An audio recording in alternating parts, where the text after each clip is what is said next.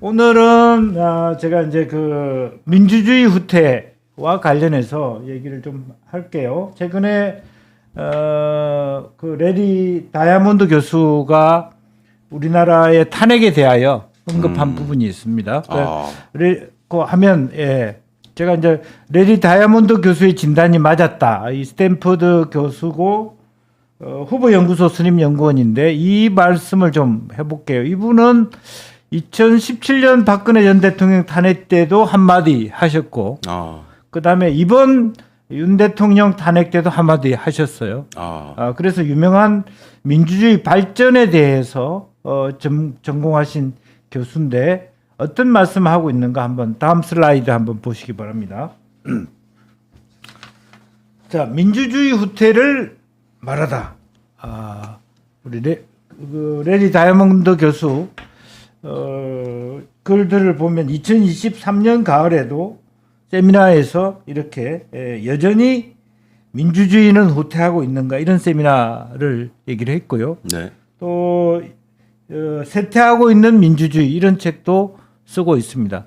쉽게 얘기하면 사실은 소비에트 체제의 붕괴 이후에 전 세계가 특히 성장 개발도상국의 국가들이 다 민주화하고 있었기 때문에 수많은 나라가 민주주의 길로 갔기 때문에 세계의 많은 어떤 학자들은 민주주의의 길은 공고하다, 탄탄대로를 가고 있다.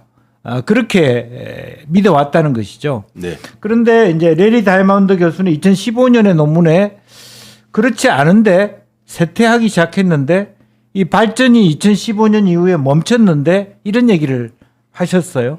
그래서 그 부분에 대해서 우리가 보니까 결과적으로는 뭐 터키도 그렇고 동유럽의 가장 민주주의화를 빠져나와서 했던 헝가리 같은 나라도 사실은 민주주의인 것처럼 보이지만 민주주의 국가가 아니더라.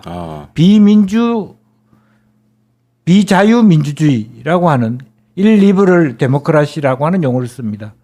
그래서 지금 이제 뭐 북한, 중국은 말할 것도 없고 러시아나 그다음에 튀르키예나 그다음에 여러 가지 많은 나라들이 민주주의 국가가 아닌 그런 상태로 가고 있다.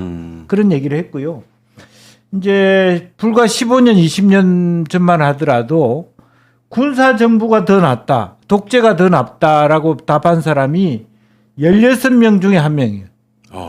그런데 최근에 불과 5년, 10년 전부터는 6명 중에 한 명이 독재가 낫다 이렇게 답하기 시작했다는 거예요. 우리가 믿을 수가 없죠. 예. 이제 그런 부분이 지금 우리가 목도하고 있는 현상과 다름이 없다. 뭐 그런 생각을 좀 하게 됩니다. 자, 다음 슬라이드 한번 보시죠. 박근혜 전 대통령 때 레리 다이아몬드 교수가 어떤 얘기를 했냐면 그때만 하더라도 실제로 탄핵이라고 하는 트라우마를 겪었지만은 한국의 민주주의 시스템은 성숙하고 평화롭게 작동했다. 이렇게 좋은 점수를 줬어요. 그 박근혜 대통령 때만 해도 자기가 민주주의가 후퇴하고 있다는 논문을 2015년에 썼는데 2년 뒤 우리 박근혜 전 대통령 부분에 대해서는 그저 이렇게 내부적 분란에 대해서 깊이 있게 생각 안 했던 것 같아요. 그런데 다음 슬라이드 보십시오. 이번 윤석열 대통령 그 탄핵에 있어서는 아주 혹독한 얘기를 합니다. 다음 슬라이드 한번 보시죠. 이 윤석열 대통령 탄핵에 대해서 어떻게 얘기를 하냐면 우리 한국 정치가 뇌졸중에 걸렸다. 그리고 한국 정치의 체력이 민주주의 체력이 떨어졌다. 그렇게 혹독하게 얘기를 하고 있고요. 한국의 정치권과 시민사회는 이번 위기가 결국 정리된다고 해서 이런 혼란을 유발한 근본적인 문제가 사라지지 않는다는 것을 계속 고민해야 될 것이다. 박근혜 때하고 전혀 다르죠.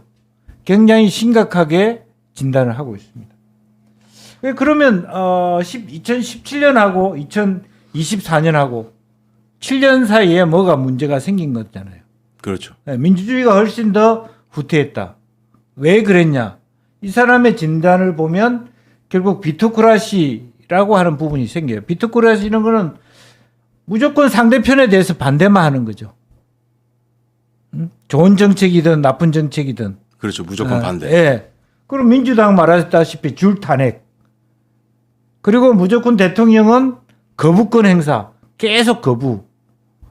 인사청문회 하면 다 부적격. 이런 정치를 계속 해왔다는 거고. 또 하나는 유튜브에 대한 그 우려를 나타내요. 너무 지나치게 한 부분만 보고 있다. 이렇게 얘기를 하고 있습니다. 그래서 실제적으로 보면 이 사람은 우리 한국 민주주의의 근본적인 체질 개선 방안이 필요하다. 이렇게 얘기를 하고 있거든요.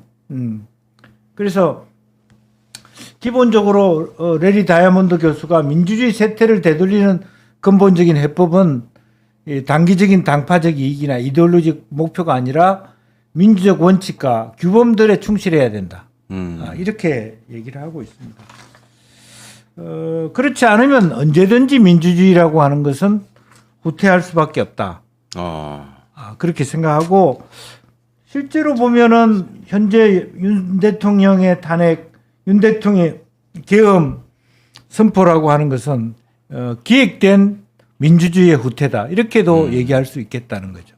왜냐하면 트루키에라든지 헝가리 같은 혹은 그런 어떤 비자유 민주주의 체제에 대하여 윤 대통령이 훨씬 더 매력적으로 느낄 수 있겠다라고 하는, 과거에 우리나라로 보면 유신 독재 체제가 지금 비토크라시 막막한 민주당 체제보다는 낫다. 윤 대통령의 입장에서는 그렇게 판단할 수 있다는 거죠. 그리고 그런 부분에 수많은 사람들이 동조하고 있는 거잖아요.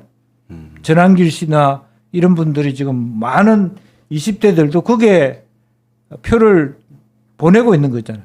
많은 인파들을.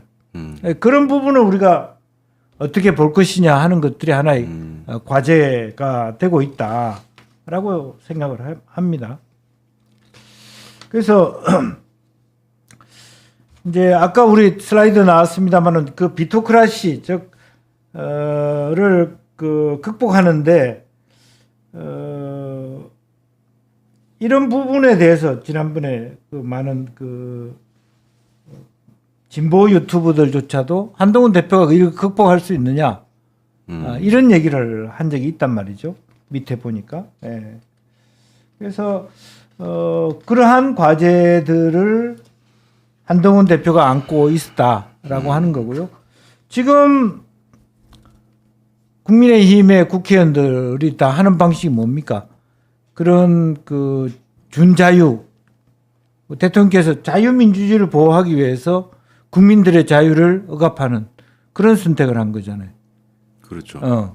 그런 부분에 대해서 윤 대통령이 뭐가 잘못됐는데 이렇게 다 몰려가고 있단 말이죠. 그래서 그런 부분을 우리가 한번 좀 생각해 볼 필요가 있겠다라고 생각을 합니다.